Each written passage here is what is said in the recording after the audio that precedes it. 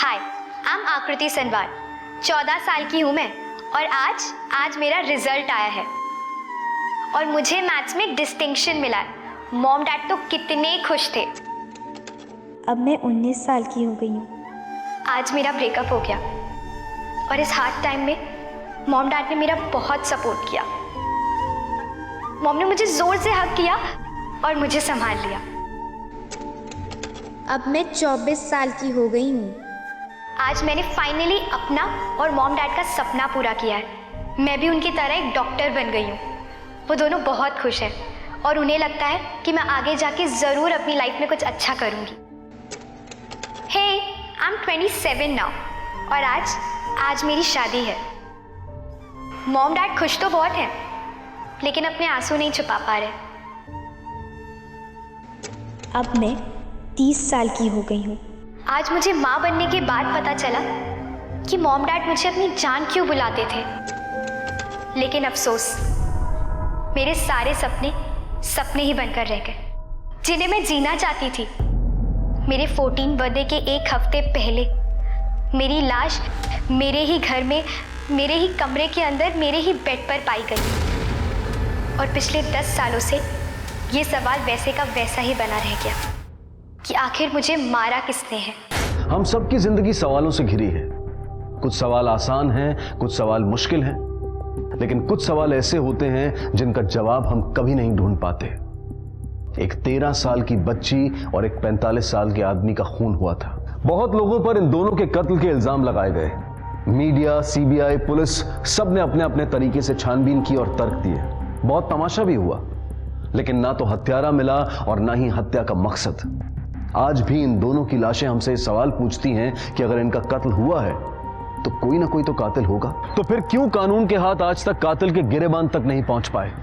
क्यों कातिल पूरे समाज के सामने बेनकाब नहीं हुआ? आइए हम सब मिलकर इस केस की एक एक परत को हटाते हैं और देखते हैं कि इन 10 सालों के दौरान आखिर इस केस में क्या क्या हुआ।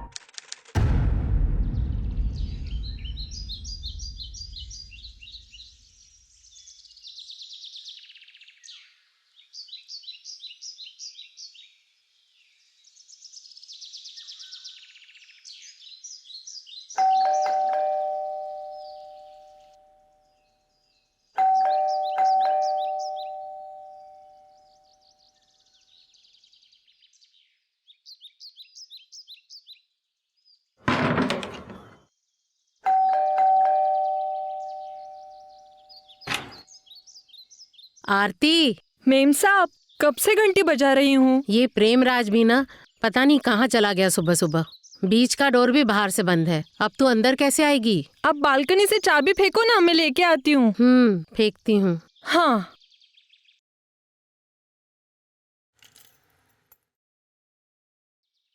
कहाँ हो? यहाँ हूँ।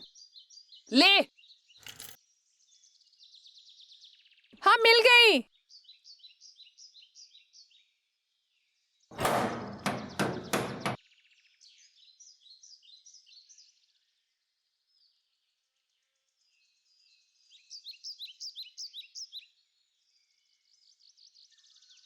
Good morning. मैं अक्कू को उठाती हूँ। Good morning.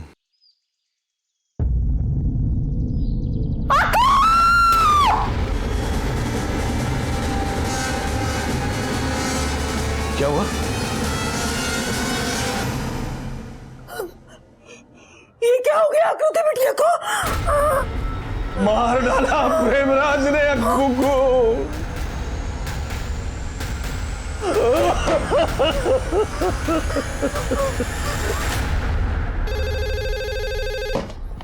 जय हिंद। क्या?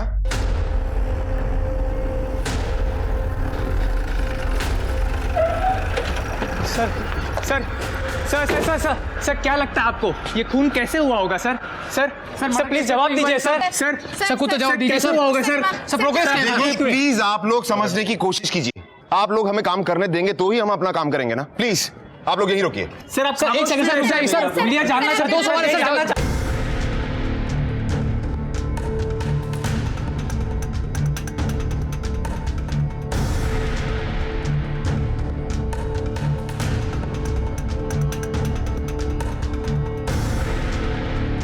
Hello sir I am Rakesh Shanwar. मैं आकृति का चाचा हूं सर। आप ये बात अच्छी तरह से जानते हैं, क्राइम सीन पर पुलिस के अलावा और कोई नहीं होना चाहिए। और आपने यहाँ पर लोगों का मेला लगा रखा है, किस लिए? सर चलिए। क्या हो रहा है यहाँ पर? मिर्ची बाजार है ये? यहां मजाक चल रहा है? डेड बॉडी यहां पर पड़ी हुई है और आप लोग ऐसे कर रहे हैं जैसे गार्डन में घूम रहे हैं। निकलिए ऐसे। चलिए बाहर चलिए। सर इस जगह ऑलरेडी इतने सारे लोग आ जा चुके हैं, सारे एविडेंस और प्रूफ करप्ट हो गए होंगे, और ऐसे में किसी प्रॉपर क्लू का मिलना बहुत मुश्किल होगा सर। जस्ट ट्राई, हो सकता है कुछ मिल जाए। I try my best sir. आपने भतीजी का नाम क्या बताया था? आकृति। आकृति। इसके पेरेंट्स का है? जी अपने कमरे में। आइए।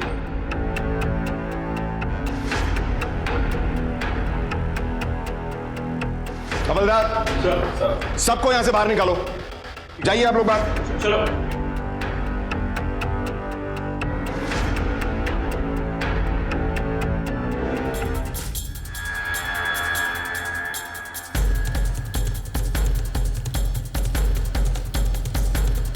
शर्मा।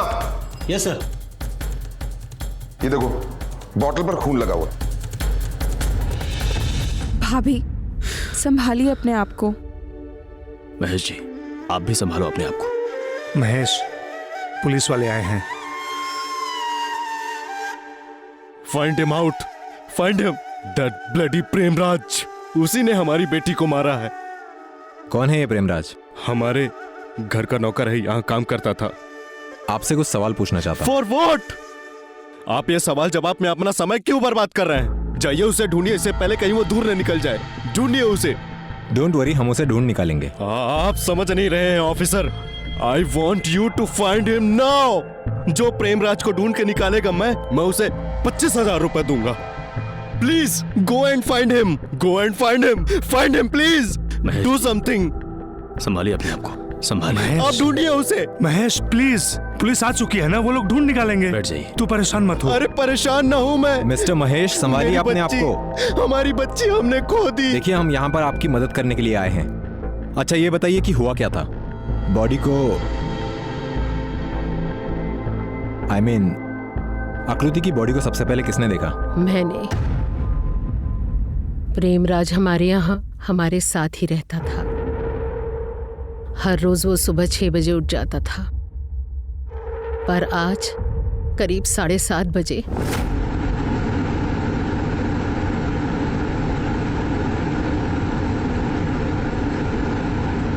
महेश, महेश,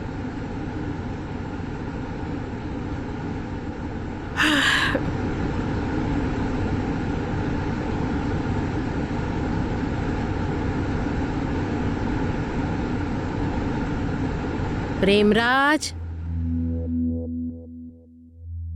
प्रेमराज, प्रेमराज, प्रेमराज कहाँ चला गया?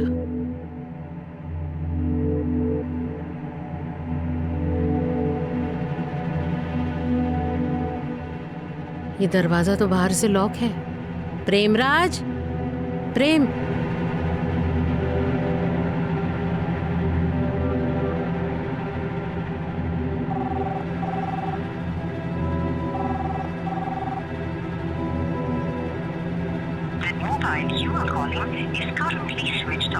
फिर आरती आ गई, हमारी मेड। मिडिल डोर बाहर से बंद था तो मैंने चाबी बालकनी से फेंक दी। फिर मैं रोज की तरह अक्कू को स्कूल के लिए उठाने गई उसके कमरे की तरफ। यूजुअली हम लोग रात को अक्कू का दरवाज़ा बाहर से बंद कर देते हैं, जब उसे ज़रूरत पड़ती है अंदर से खोल लेती है। आज जब मैं उसके कमरे की तरफ गई तो लॉक, बाहर से दरवाज़ा खुला था, और जब मैं उसके कमरे के अंदर गई, अक्कू, अक्कू उठना, स्कूल नहीं जाना क्या? किताबों की सारी नॉलेज आज ही ले लेगी। Akku,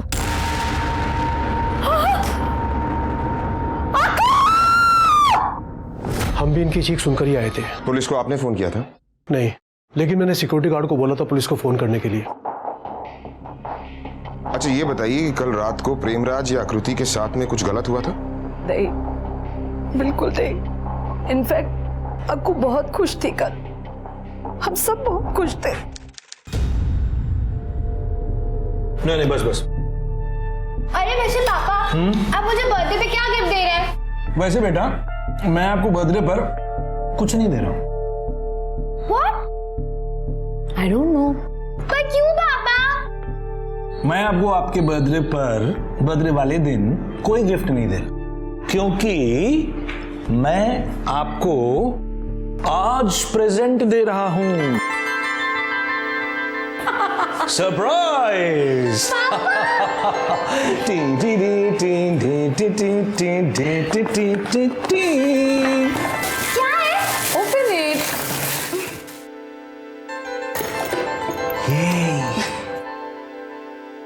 Oh God, camera! ये Thank you so much पापा, for ये बेस्ट पापा हो। Oh God, मम्मा आओ ना एक पिक लेते हैं। अरे आओ ना, अरे आओ आओ। अरे हाथ तक नहीं। ओहो मेरे शाम भी ना।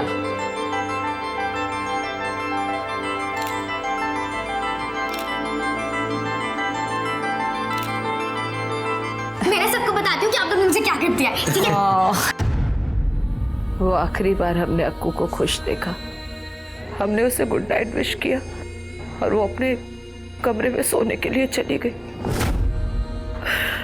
सुबह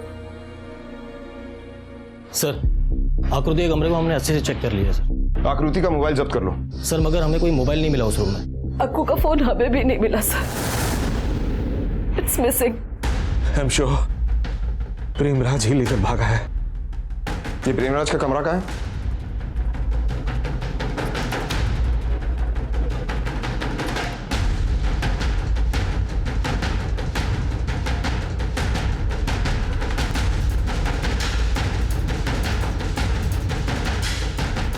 बिस्तरा बंधा हुआ है और खाना वैसे का वैसे ही पड़ा है। इसका मतलब ये प्रेमराज रात से ही गायब है। शर्मा। Yes sir. कमरे की अच्छी तरह से चेकिंग करो। सर। फोटोज लो तुम।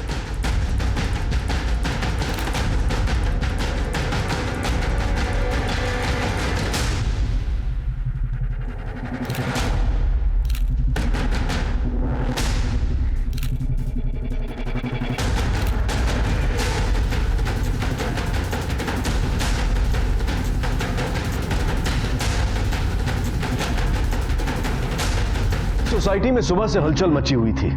डर और मायूसी का माहौल था। सनवार के रिश्तेदार, पड़ोसी, मीडिया, पुलिस सभी लोग उस सोसाइटी में इकट्ठे हो गए थे और मीडिया ने तो टीआरपी की भूख में क्राइम स्पॉट को भी नहीं बख्शा था।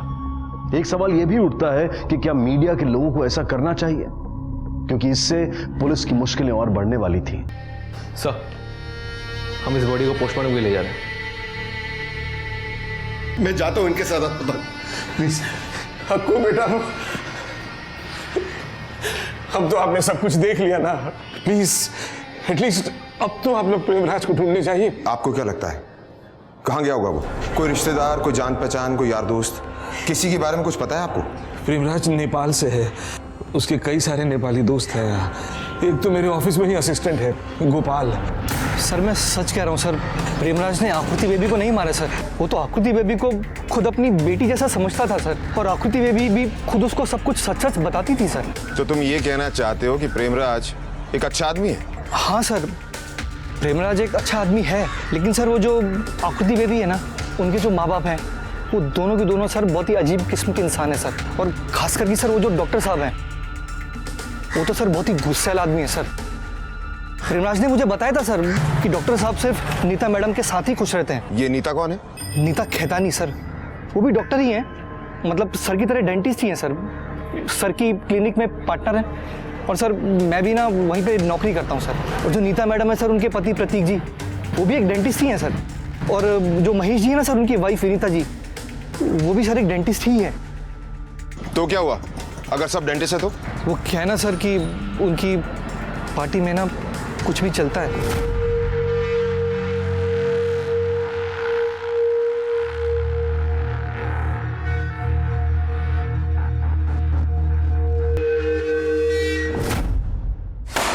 डैम इट, टेरेस की चाबी क्यों चाहिए?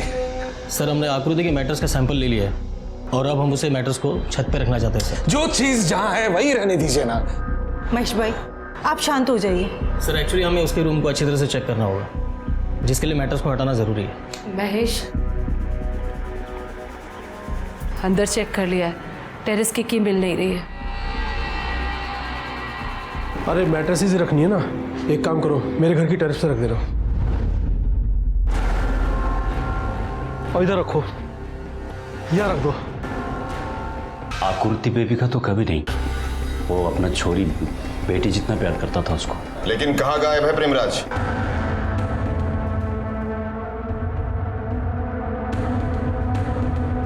साहब एक मिनट, वो साहब लोग है ना, वो मैं साहब का दोस्त, वो उनको पता चलेगा ना मैंने आपको कुछ बोला तो हमको बहुत भड़केगा साहब। वो प्रेमराज वहाँ काम करके बहुत परेशान था, वो दूसरा जगह काम भी ढूंढ रहा था। वो डॉक्टर साहब बहुत गुस्से वाला आदमी है ना, बहुत भड़कता है और छोटी छोटी बातों पे बहुत गुस्सा करता था।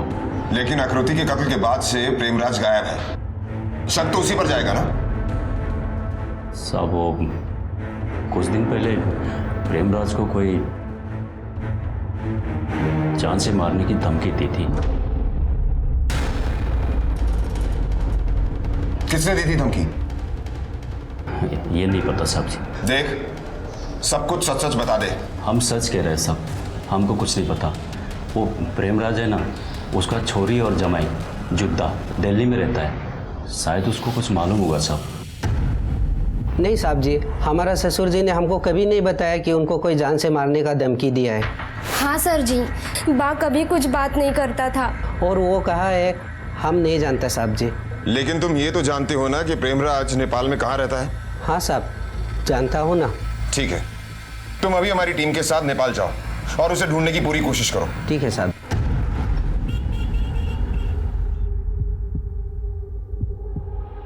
ये आकृति की लाश का पोस्टमार्टम अभी जस्ट ओवर हुआ है। हाँ, आप उनसे फोन पर बात कर लीजिए। जी, वो अभी बाहर आते ही होंगे। सिस्टर, मैं पीएम रिपोर्ट रेडी कर रहा हूं, तुम अंदर क्लीन अप करवा देना। Doctor Anil Maurya speaking. Don't worry, मैं सब संभाल लूंगा। जैसा कि आप देख रहे हैं, आकृति की लाश अभी अभी पोस्टमार्टम से लाई जा रही है। Cameraman come on, follow me.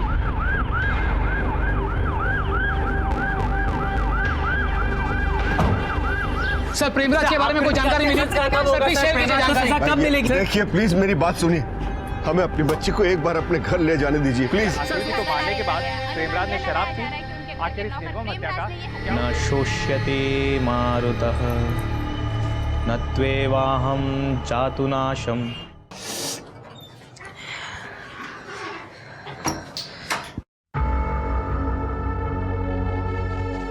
बेटा, मैं इस केस का मेन इन्वेस्टिगेशन ऑफिसर हूं। I am sorry for your loss. आकृति तुम्हारी बेस्ट फ्रेंड थी ना, आई एम श्योर तुम यही चाहोगी कि उसे जल्द से जल्द इंसाफ मिले, राइट? अच्छा बेटा, ये बताओ, आकृति किसी बात को लेकर परेशान थी? वो तुमसे हर बात शेयर करती होगी। आकृति मेरे साथ सब शेयर करती थी, हम दोनों को एक दूसरे के बारे में सब पता था और कल तक तो सब कुछ सही चल रहा था। In fact we went out for coffee with our friends.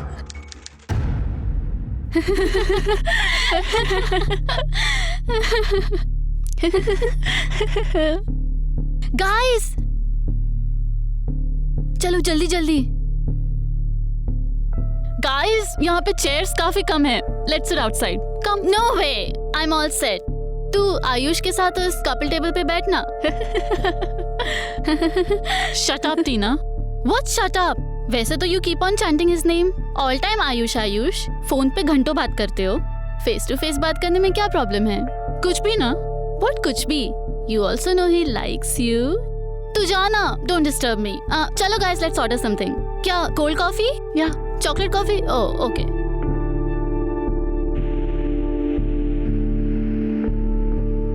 बेटा, ये भी तो हो सकता है कि आकृति के पेरेंट्स को आयुष के बारे में पता चल गया, कि आयुष का आकृति पर क्रश है और आकृति के पेरेंट्स ने आकृति से कन्फ्रंट किया हो, कोई आर्गुमेंट हुआ हो, कोई बहस।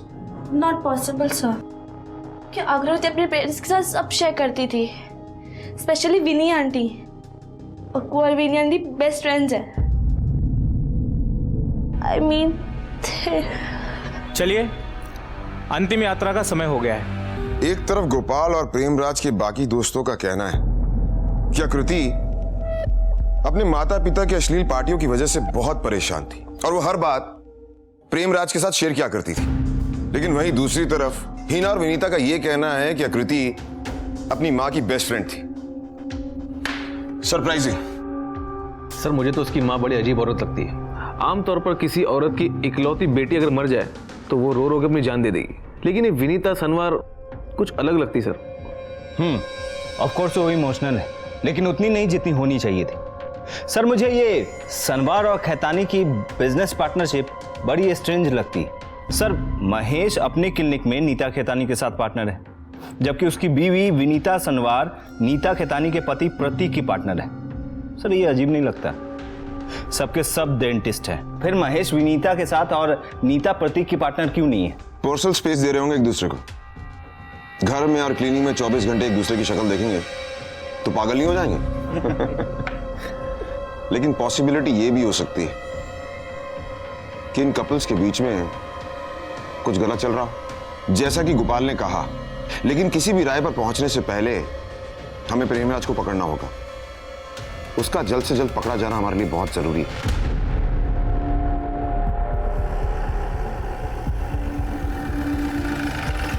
साहब, इससे आगे हम लोग को चल के जाना पड़ेगा।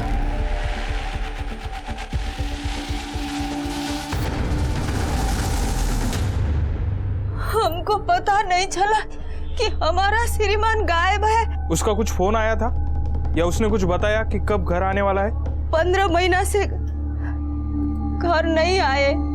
वो फोन में बात करते थे तो बोलते थे कि हमारा मालिक बहुत गुस्सा करेगा, बाद में आएगा।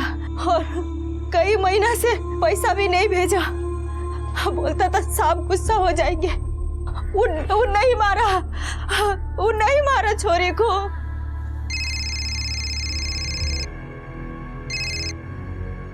हेलो सर, एक रिटायर्ड पुलिस ऑफिसर यहाँ पर आए, कह रहे क्राइम सीन की जांच पड़ताल करना चाहते हैं। कौन है? कोई रिटायर्ड एसपी है, एसके गौतम। सर, ऊपर लॉक है, चाबी भी नहीं मिल रही है। वैसे कुछ है नहीं सर वहाँ।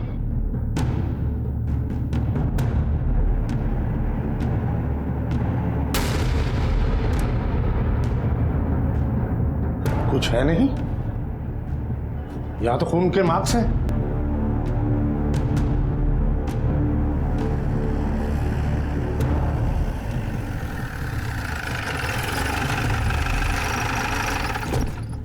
तुम लोगों ने ऊपर टेरेस चेक किया या नहीं? नहीं सर, चाबी मांगी थी लेकिन मिली नहीं रही है। हाँ सर, इज राइट। इनको भी जब एक मैट्रेस ऊपर रखनी थी तो पड़ोसी के टेरेस पर रखी थी। पीछे हटिए।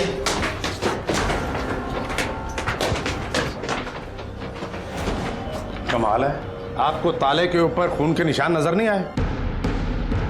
ऑफिसर, आई मस्ट से आपने एक बहुत ही इंपॉर्टेंट एविडेंस मिस कर दिया है। राम सिंह, ताला तोड़ने का इंतजाम करो। जी साहब।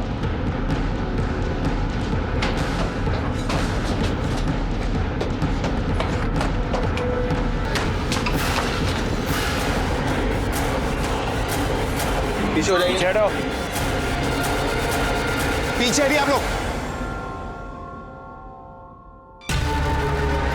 इसके प्रिंट्स लो और फौरन इसे फिंगरप्रिंट एक्सपर्ट के पास लैब में भेज दो। जी पासवान।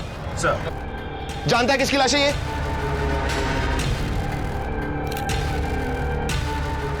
आप पहचानते हैं?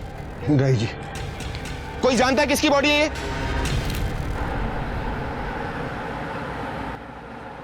हेलो मिस्टर महेश, देखिए आपके घर की छत पर एक आदमी की लाश मिली। प्लीज आप लोग वापस आइए।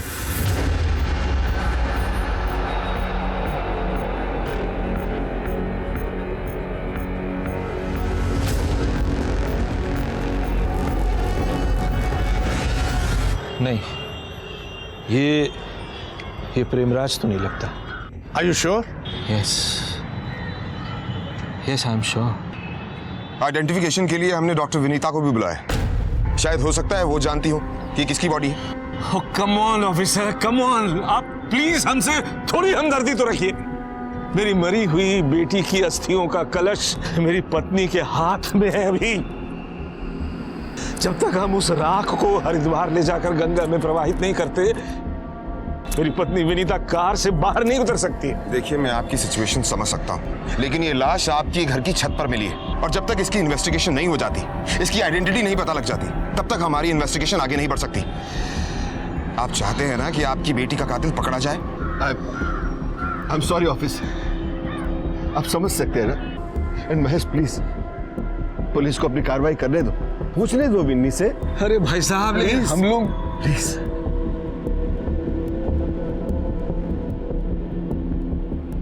ओके, मैं खुद ही जाकर विनीता को बॉडी डिस्क्राइब कर देता हूँ, बट आई एम श्योर वो भी कुछ नहीं जानती है।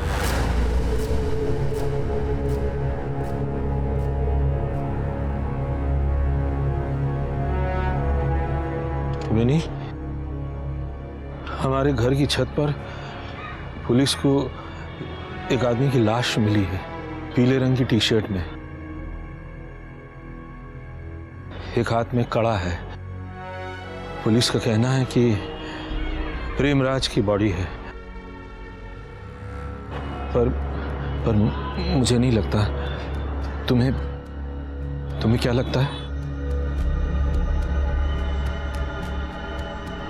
वही होगा। रात उसने वैसे ही टी शर्ट पहनी थी। वहां पुलिस अपना सर खुजला रही है कि आखिर ये दोनों खून किसने और कैसे किए, जबकि ये बिल्कुल आईने की तरह साफ है।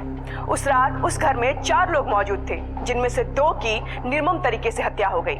इसका मतलब जो 2 लोग जिंदा हैं, उन्होंने जरूर कुछ ना कुछ देखा होगा, सुना होगा। डॉक्टर महेश और डॉक्टर विनीता सनवार ने कुछ तो सुना होगा। चलिए मान लेते हैं प्रेमराज की हत्या छत पर हुई तो उन्होंने कुछ सुना नहीं, लेकिन आकृति की हत्या तो ठीक उनके बाजू वाले कमरे में हुई। जिसे इतनी भयानक मौत मिली, वो चीखी होगी, चिल्लाई होगी। ऐसा कैसे संभव हो सकता है कि उसके माता पिता ने कुछ भी नहीं सुना? सर, फॉरेंसिक की रिपोर्ट के अनुसार स्कॉच की बोतल पे जो हमें ब्लड मार्क्स मिले, उसका डीएनए आकृति और प्रेमराज के डीएनए से मैच करता है। लेकिन सर, बोतल पे हमें किसी के भी क्लियर फिंगरप्रिंट्स नहीं मिले। और सर, पोस्टमार्टम के अनुसार आकृति का जब गला रेता गया था, उसके पहले ही उसकी मौत हो चुकी थी। सर, उसकी मौत सर पे किसी मोटे हथियार के वार की वजह से हुई थी। और सर, फोरहेड पे ब्लड क्लॉट के साइज के अनुसार चोट लगने के 2 मिनट के अंदर ही उसकी मौत हो गई थी। और सर, प्रेमराज की भी मौत बिल्कुल वैसी ही हुई थी, लेकिन उसे छत पे ले जाके मारा गया था। हर किसी के मन में इस केस को लेकर कई सवाल थे। हर कोई ये जानना चाह रहा था कि इस केस में आखिर कौन से नए पहलू सामने आने वाले थे। मीडिया में होड़ सी लगी थी, जिसकी वजह से पुलिस के ऊपर उनके सवालों और अटकलों का दबाव बढ़ता ही जा रहा था। पुलिस को मीडिया के सवालों का कोई सटीक जवाब तो देना ही था, जिससे मीडिया और पब्लिक की भूख शांत हो सके। जी, मेरा नाम गुरमीत सिंह है और आज मैं आपको श्रुति सनवार मर्डर केस के डेवलपमेंट के बारे में बताऊंगा। सर यस, आकृति सनवार। जैसा कि हमें पता चला है कि डॉक्टर महेश का अपने दोस्त की बीवी के साथ ही अफेयर चल रहा था और श्रुति को आकृति को ये बहुत बुरा लगा और उसने प्रेमराज से अपने दिल की बात शेयर की। इस दौरान प्रेमराज और श्रुति एक दूसरे के करीब आए। रुको, मैं सुनना चाहता हूँ वो क्या कह रहा है। और जैसा कि पुलिस को लगता है कि डॉक्टर महेश और नीता खेतानी का अफेयर चल रहा था। नीता खेतानी जो डॉक्टर महेश के क्लिनिक में पार्टनर भी हैं और आकृति को यह बिल्कुल पसंद नहीं था और अक्सर आकृति प्रेमराज से हर बात शेयर किया करती थी। हो सकता है ये बात भी उसने प्रेमराज को बताई हो और दोनों के बीच अक्सर इस बात को लेकर चर्चा हुआ करती थी। उन दोनों के बीच घनिष्ठता बढ़ती चली जा रही थी और वो दोनों एक दूसरे के करीब आ गए। और जैसा कि पुलिस को लगता है डॉक्टर महेश 9:30 बजे अपने घर से बाहर गए और करीब 11:30 बजे घर वापस लौटे तो उन्होंने प्रेमराज और आकृति को एक साथ पाया। वे दोनों आपत्तिजनक स्थिति में थे ये तो नहीं कहा जा सकता, पर शायद वो दोनों एक दूसरे के बहुत करीब थे। डॉक्टर महेश को ये बात बर्दाश्त नहीं हुई और वो प्रेमराज को घर के छत पर ले गए और उसे एक भारी हथियार से मारा और फिर छत का दरवाजा बंद करके उसको लॉक लगा दिया। और उसके बाद उन्होंने अपनी ही बेटी को किसी भारी हथियार से मारा।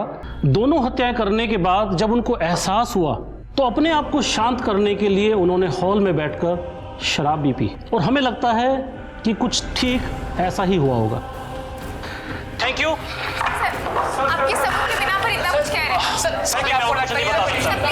Thank you thank you thank you. इन्होंने खून किया या नहीं? Sir action officer, press conference में ये बकवास क्यों होने दिया आपने? क्यों?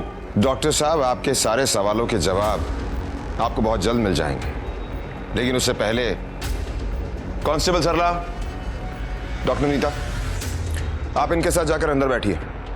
मुझे डॉक्टर साहब से कुछ जरूरी सवाल करने हैं। जी नहीं, मैं कहीं नहीं जाऊंगी। आपको जो कुछ भी पूछना है मेरे सामने पूछिए please. It's okay Vinny, but Mahesh, तुम जाओ। इतने घटिया एलिगेशंस लगने के बाद मैं भी देखना चाहूंगा कि और क्या सवाल पूछना बाकी है। तुम जाओ।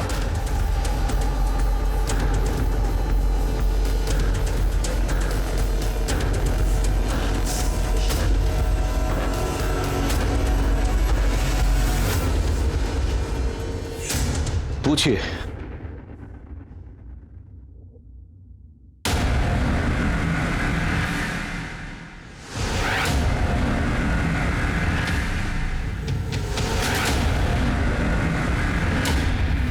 अभी अभी ये न्यूज आई है कि डॉक्टर महेश सनवार को अपनी ही बेटी आकृति सनवार और नौकर प्रेमराज के कत्ल के जुर्म में गिरफ्तार कर लिया गया है। लोकल मजिस्ट्रेट ने अभी अभी उन्हें गिरफ्तार करने के ऑर्डर्स दिए हैं। अम्मी, ये महेश अंकल को अरेस्ट नहीं कर सकते, उन्होंने कुछ नहीं किया। देखिए, पुलिस जो करना चाहिए वो काम नहीं कर रही है, बल्कि वो अपने काम को जल्द से जल्द कैसे निपटाया जाए वो काम कर रही है। पहले झूठी कहानी बनाकर आकृति और महेश पर गंदे एलिगेशंस लगाए और फिर महेश को अरेस्ट किया। I mean what? Sorry, that's the only why I want CBI to intervene to help us getting the justice. मैं चाहता हूं कि इस केस की तहकीकात CBI खुद करे।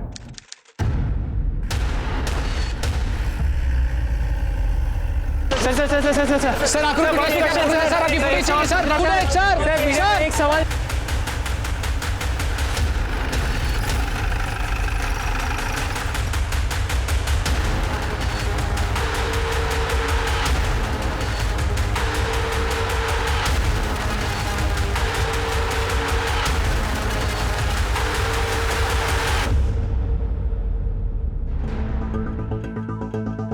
फोटोज है ना? सनवार परिवार की अपील पर यूपी गवर्नमेंट ने इस केस को सीबीआई को सौंप दिया। सीबीआई टीम ने आकृति मर्डर केस की जांच नए सिरे से शुरू की। अब देखना यह था कि सीबीआई आकृति मर्डर केस से जुड़े किन नए पहलुओं को उजागर करेगी।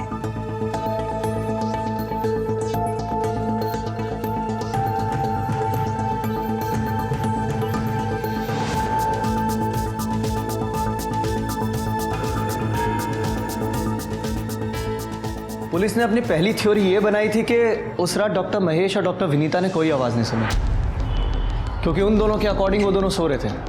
उनके कमरे का एयर कंडीशनर चल रहा था, जिसकी वजह से बहुत ज़्यादा शोर हो रहा था। दोनों रूम्स बंद थे, इसलिए कोई आवाज़ ही नहीं आई। साउंड एक्सपर्ट को बुलाओ।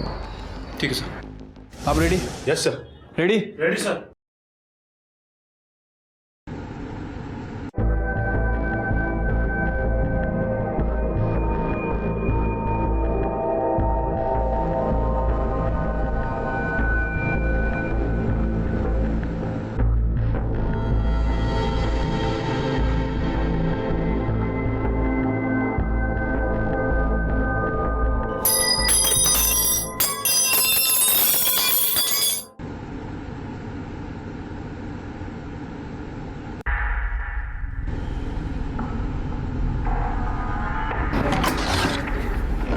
सर, कुछ आवाज आई क्या? नहीं तो।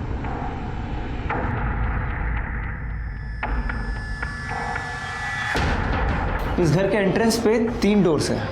हाँ सर, और ये जो दरवाज़ा था ये अंदर से लॉक था। इसका मतलब ये हुआ कि घर में जो 2 लोग जिंदा थे उन्हें ज़रूर कुछ ना कुछ पता है। लेकिन ये भी तो हो सकता है कि कोई और भी घर के अंदर मौजूद हो, और हो सकता है कि वो डॉक्टर महेश और डॉक्टर विनीता के सो जाने के बाद घर के अंदर आया हो। बीच वाले इस डोर पे बाहर से कुंडी लगी हुई थी, है ना? तो हो सकता है कि कोई बाहर से घर के अंदर दाखिल हुआ और प्रेमराज और आकृति को मारने के बाद भागते वक्त इसकी कुंडी लगा दी ताकि कोई अंदर से बाहर उसे पकड़ने के लिए ना भाग सके। हो सकता है सर। विनीता जी, आप श्योर हैं कि ये प्रेमराज बिल्कुल ड्रिंक नहीं करता था? नहीं मतलब हमें जो फोटोग्राफ्स मिले हैं उसमें तो बियर की खाली बॉटल साफ दिखाई दे रही हैं। प्रेमराज ने कभी भी ऐसा कोई इम्प्रेशन नहीं दिया कि वो ड्रिंक करता है। उसने कभी हमें कोई शिकायत का मौका ही नहीं दिया। उस दिन जब वो घर पर उस सुबह नहीं था तो मुझे थोड़ा अजीब लगा। मैंने उसे फ़ोन किया, 1-2 बार रिंग गई, उसके बाद फ़ोन स्विच ऑफ हो गया। लेकिन प्रेमराज की बॉडी के पास तो हमें कोई फ़ोन बरामद नहीं हुआ। उसके फ़ोन के CDR रिकॉर्ड्स मंगवाए ना? Yes sir. प्रेमराज के फ़ोन पर उस समय इन्होंने फ़ोन किया था। उसकी फ़ोन लोकेशन जलवायु विहार की थी, सेक्टर 20।